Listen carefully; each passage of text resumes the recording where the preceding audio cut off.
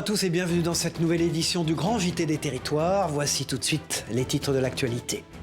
Elle a fui la guerre mais exerce toujours sa passion pour le patinage artistique. Rencontre dès le début de ce journal avec Irina, une championne ukrainienne de sa discipline désormais installée à Rennes. Un reportage de la chaîne TVR. Ils sont tous fous de Simca. La marque automobile franco-italienne fait l'objet d'un véritable culte de la part d'une famille très près du Mans. La rédaction de LMTV Sarthe s'est rendue dans leur entrepôt bientôt converti en musée. Et puis en fin de journal, vous découvrirez avec la rédaction de Canal 32 le travail unique et électrique d'un artisan luthier dont les guitares se vendent aux États-Unis. Un sujet à voir et aussi à écouter. Mais on débute donc ce journal avec cette belle histoire, celle d'une championne ukrainienne de patinage artistique. Après la guerre déclenchée dans son pays et la fuite des combats, Irina a trouvé refuge en Bretagne.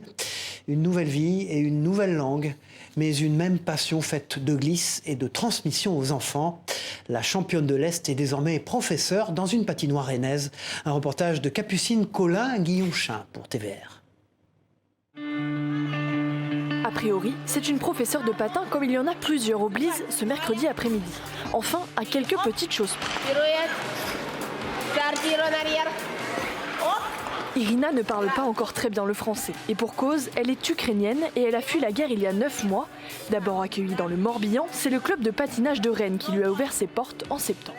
On a rencontré Irina, alors c'était pas forcément très simple au début puisqu'elle ne parlait pas très bien le français, donc voilà, on est quand même arrivé à se comprendre. Et puis tout simplement on l'a mis sur la glace avec les enfants et puis voilà, et on a vu que ça se passait très bien et donc on a décidé de tenter l'aventure avec elle, quoi.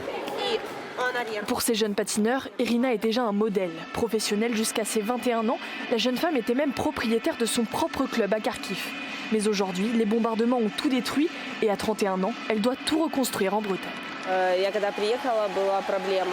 Quand je suis arrivée, il y a eu un souci avec mes diplômes. Il a fallu les traduire et les faire valider. J'ai dû remplir de nombreux papiers administratifs. Mes parents sont venus me voir ici, donc j'ai fait beaucoup de paperasse. C'était long. Mais maintenant, je prends des cours de français plusieurs fois par semaine. Aujourd'hui, les consignes passent correctement auprès de ces mini-champions. Mais quand cela devient trop technique, elle peut compter sur une patineuse franco-russe licenciée au club. Loin de chez elle, Irina a donc retrouvé un peu de réconfort sur la glace rennaise. Et pour le moment, elle n'a pas prévu de retourner à Kharkiv tant que la situation ne sera pas totalement apaisée. Voilà, restons en Bretagne dans ce journal pour parler d'un tout autre sujet et de cette initiative magnifique, je trouve, portée par la ville de Lorient pour nos meilleurs amis, les animaux de compagnie. La municipalité vient d'inaugurer un jardin du souvenir pour les propriétaires qui souhaitent se recueillir après le décès de leur chien ou de leur chat. Une idée qui vise à contrer les nombreuses difficultés légales existantes pour l'inhumation des animaux en France. Précision de Karine Chevrolier pour TBO, la chaîne du groupe Le Télégramme sur place. Dans ce jardin du souvenir animalier, pas d'enterrement ou de dispersion de cendres. La possibilité pour les propriétaires d'animaux de compagnie d'y déposer une urne ou des empreintes de leurs fidèles compagnons, mais aussi de faire graver une stèle. Beaucoup de gens enterrent leurs chiens, mais normalement, ils n'ont pas le droit. Il doit y avoir une certaine profondeur, on doit être éloigné des cours d'eau, il faut mettre de la chaux. Enfin, juridiquement parlant, c'est quasiment injouable. Donc on a fait un jardin du souvenir où il n'y a que des urnes, des plaques commémoratives ou des empreintes. 23 emplacements sont à pourvoir pour une durée de 2 ans et pour un coût entre 40 et 100 €. Un lieu où les propriétaires pourront venir se recueillir. Psychiatre de métier, Thierry Charrier ne peut que constater l'attachement viscéral que l'on peut avoir envers son animal. C'est un lien d'une puissance incroyable. Et quand je vois des personnes âgées qui se retrouvent un petit peu seules avec leurs animaux, c'est capital, si vous voulez. Quand ils perdent leur animal, c'est des dépressions. Et qu'est-ce qu'on peut faire? Laisser le temps au temps, donner des médicaments pour les aider.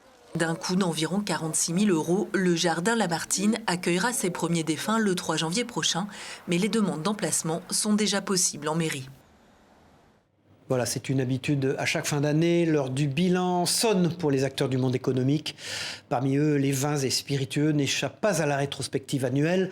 Exemple dans le Gers où les producteurs d'Armagnac, qui sortent d'une année pour le moins très compliquée entre le gel, la grêle et la canicule, ont eu des pertes parfois importantes, même si, vous allez le voir, l'optimisme reste de mise. Un sujet d'Alix Fourcade pour TV7, la chaîne du groupe Sud-Ouest sur place. pourrait deviner que derrière l'entrée calme du domaine de Poutéou se joue une aussi joyeuse réunion.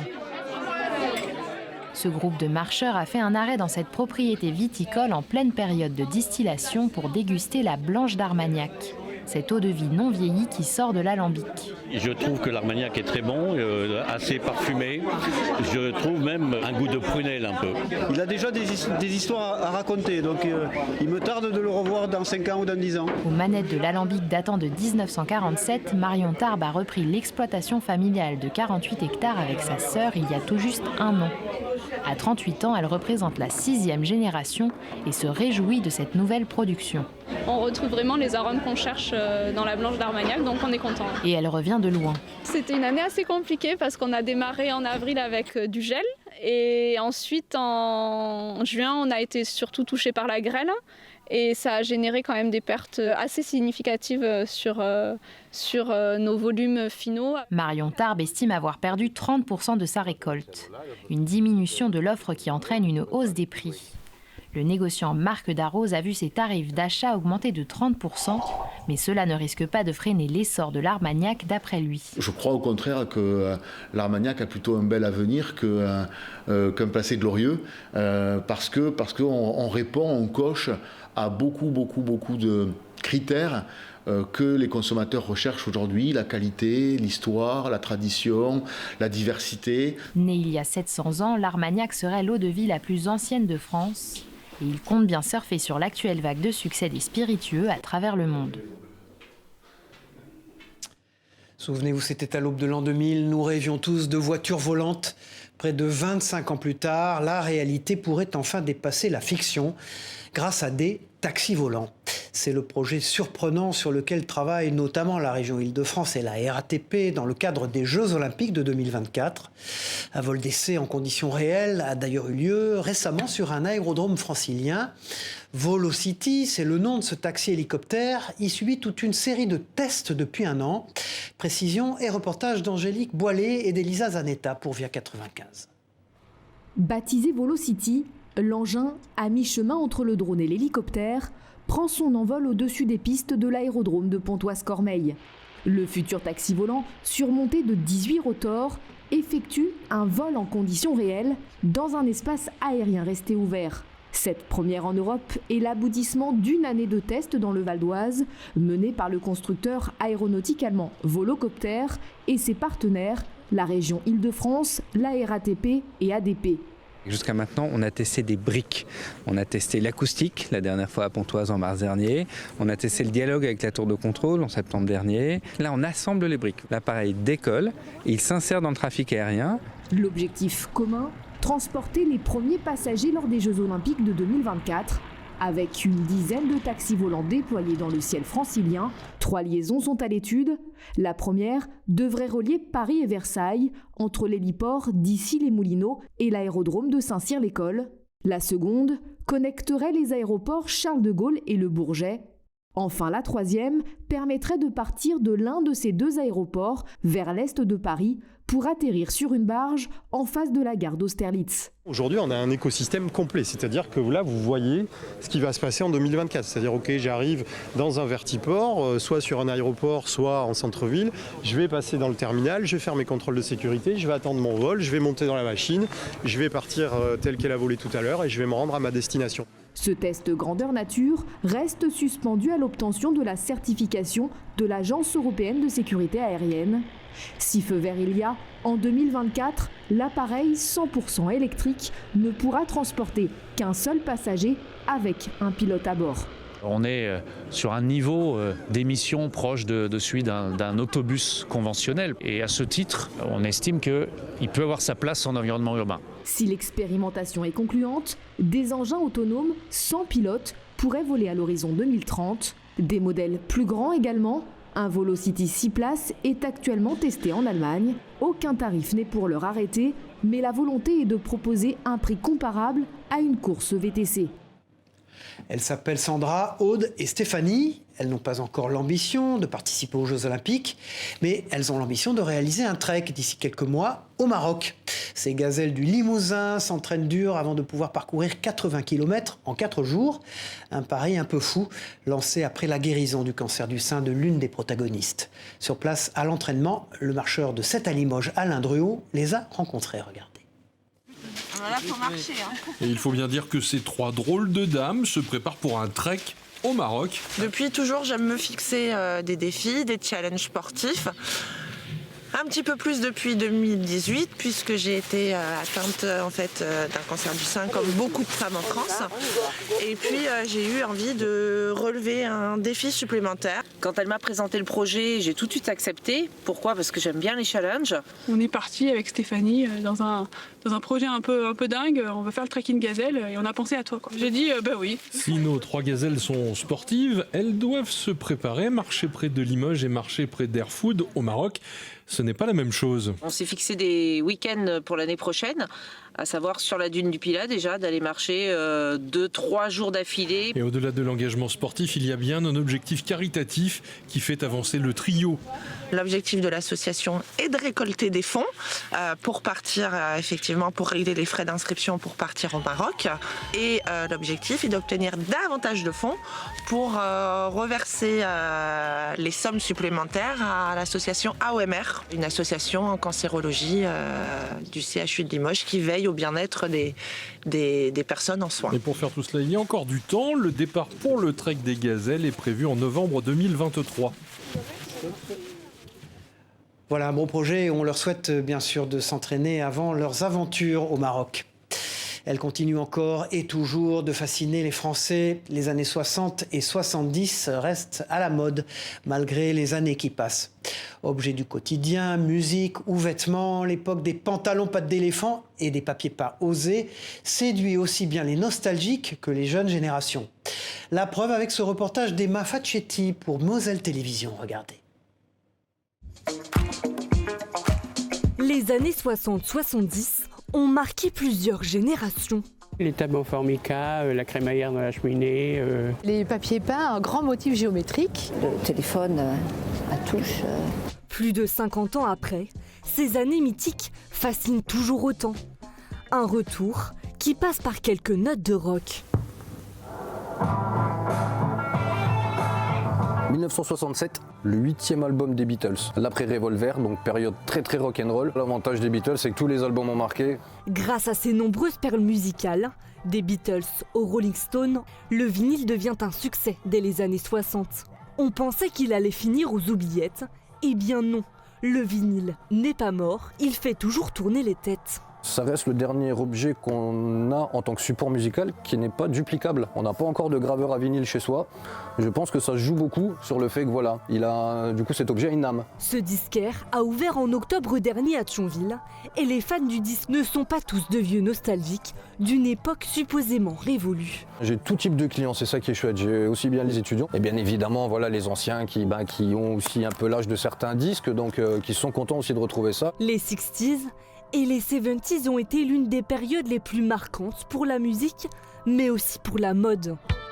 Pantalons pas def en velours, t-shirt aux couleurs vives jaune-orangé, jupes longues et bohème, ces pièces iconiques trônent encore sur les portants des magasins et surtout des friperies. Une caverne d'Ali Baba pour la nouvelle génération. C'est des pièces uniques, donc c'est aussi des styles différents. Et ouais, ça me plaît.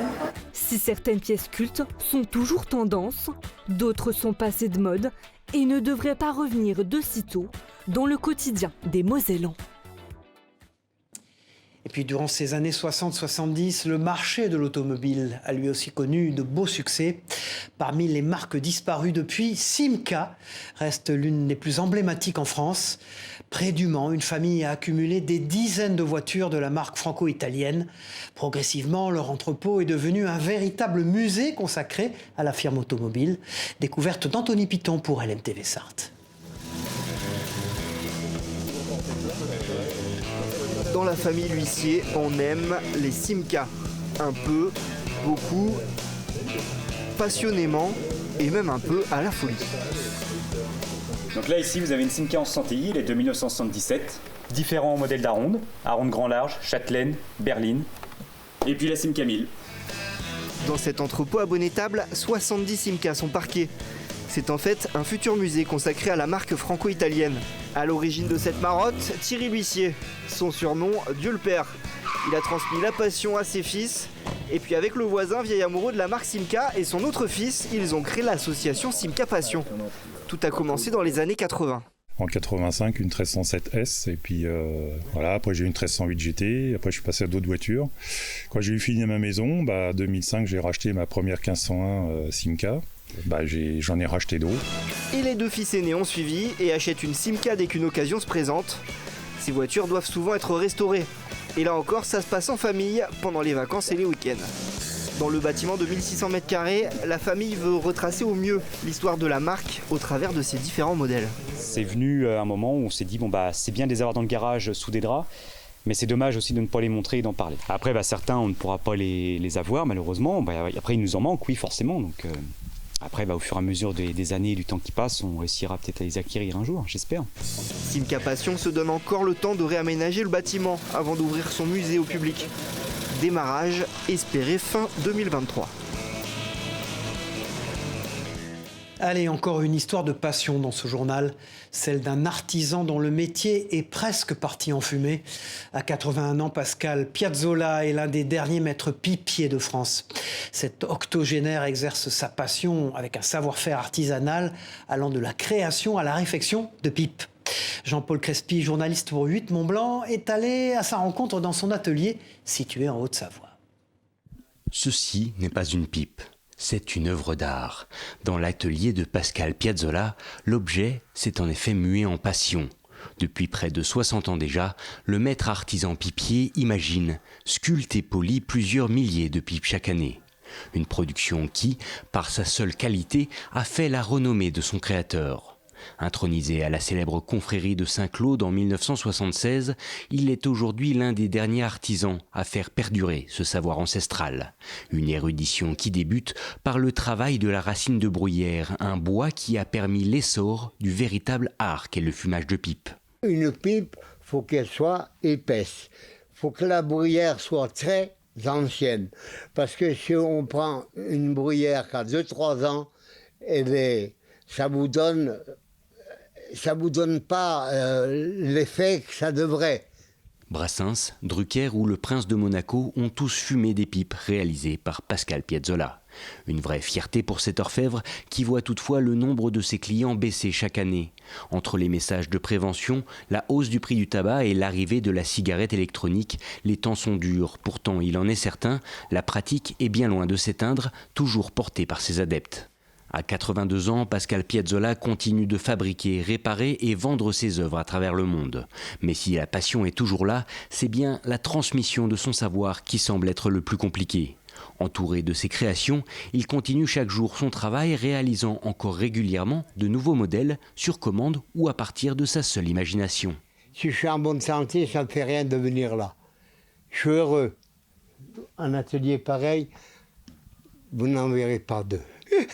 Si aujourd'hui on ne dénombre que quelques maîtres pipiers à travers la France, Pascal Piazzolla compte bien continuer son labeur pendant qu'il le peut, narrant à quiconque prête l'oreille les aventures de sa vie et de son art, toutes tournées autour de ses pipes évidemment.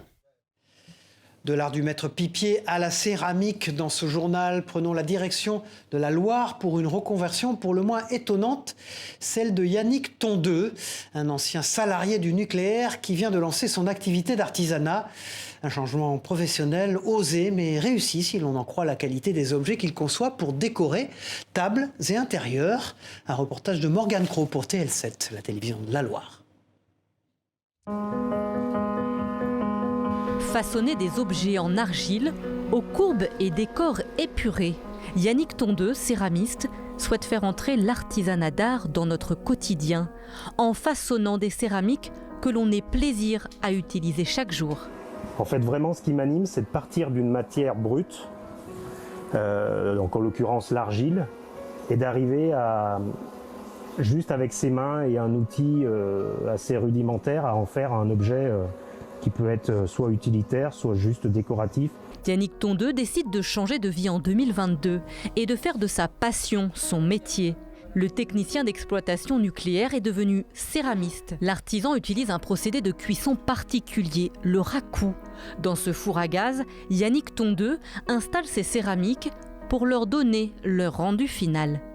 Porté à 1000 degrés pendant environ 1h30, le four est ensuite ouvert en pleine cuisson, puis trempé dans de la sciure et dans de l'eau froide. Ça va provoquer des effets de craquelure sur les pièces, ça va provoquer de la métallisation, des reflets. Ce travail tout en finesse, l'artisan aime le transmettre et le partager.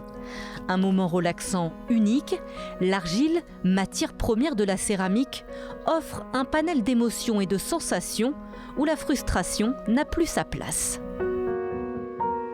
Allez, on allume les enceintes et on tend l'oreille en cette fin de journal.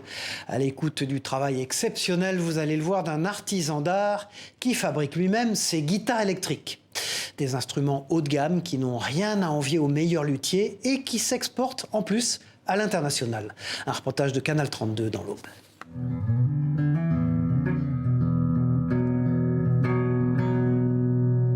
Le son est aussi qualitatif que celui des géants internationaux et pourtant c'est à Buxières-sur-Ars que cette guitare a été conçue et fabriquée. J'étais musicien pro et je travaillais avec des luthiers qui eux faisaient mes instruments et ils m'ont surtout appris à me poser la bonne question qui est comment tu ferais ça ? Comment tu résoudrais ce problème ? Et cette question je me la pose 3000 fois par jour. Ce qui fait la différence entre deux instruments et deux musiciens, c'est la capacité d'accès à la nuance. Avec des instruments classiques, normaux, il faut 30 ans d'expertise à un musicien pour commencer à discipliner son accès à la nuance.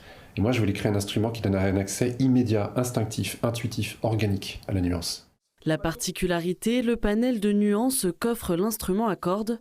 Antoine a développé lui-même ses innovations. À l'intérieur de l'instrument, il y a des lignes de bois qui conduisent vers les éclisses, vers les extérieurs, toutes les vibrations parasites dont on ne veut pas, ce qui permet de garder exclusivement que les vibrations que l'on veut. Ensuite, il y a une électronique qui fonctionne comme pour la sculpture. Elle détruit de la matière sonore de manière à pouvoir ne restituer que ce que l'on veut garder.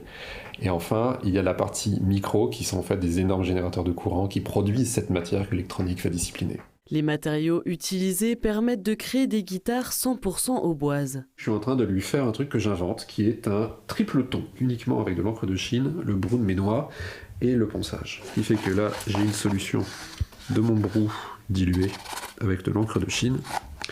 Et par petites touches successives, je vais aller ouvrir la fibre de bois par l'humidité. Pour le moment, son marché est principalement nord-américain, mais l'objectif, à terme, faire de Buxières-sur-Ars la capitale de la guitare.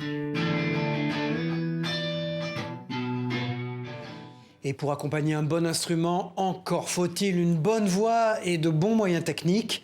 Justement, nous vous emmenons désormais dans les coulisses d'un studio d'enregistrement près de Perpignan. Fauteuil Rouge, c'est le nom de ce studio, accueille professionnels et amateurs dans une ambiance chaleureuse et conviviale, comme a pu le constater Isaac Barry pour Via Occitanie. Regardez.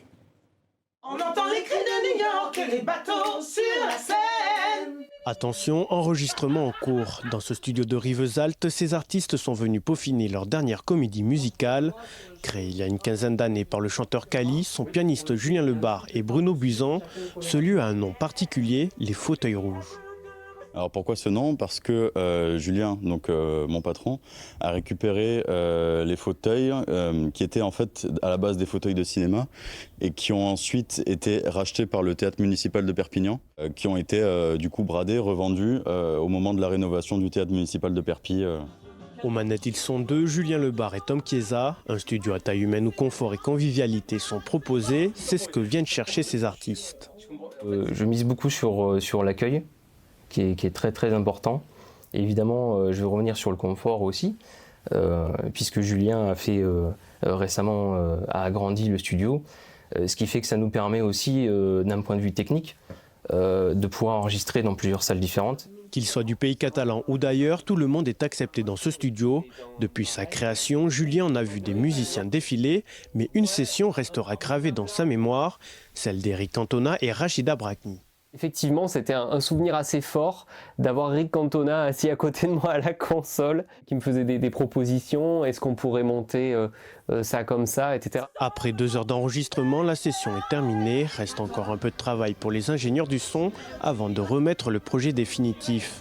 Mais ce qui est sûr, c'est que le studio Les Fauteuils Rouges a encore devant lui une longue partition à jouer. Chez moi, les forêts se balancent et les toits grattent le ciel. Voilà, c'est la fin de cette édition du Grand JT des Territoires. Merci de nous avoir suivis. On se retrouve très vite pour une prochaine édition. Au revoir à tous.